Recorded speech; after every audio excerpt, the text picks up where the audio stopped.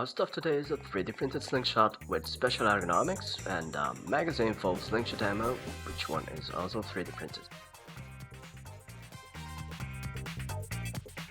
The clip of the magazine is not the strongest, it needs some refinement. Tough enough to hang the stuff, but has not much closing power. During the shooting it's fine, you can hang it outside your pocket or clip it on a necklace, but as an ADC product, wearing it all day long may be hard on the clip.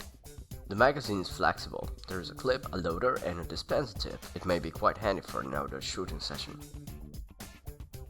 The magazine contains 14 pieces of 10mm steel balls. Empty pouch is 10 grams only, less than a half ounce.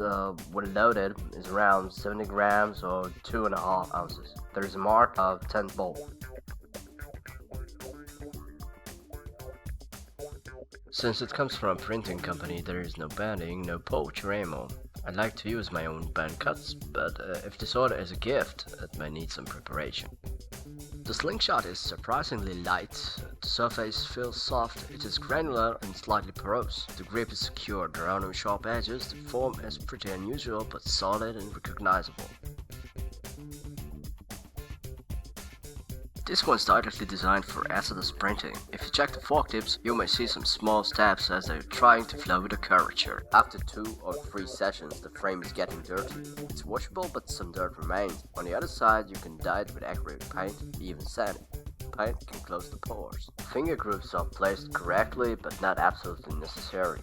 The surface itself is given a good grip.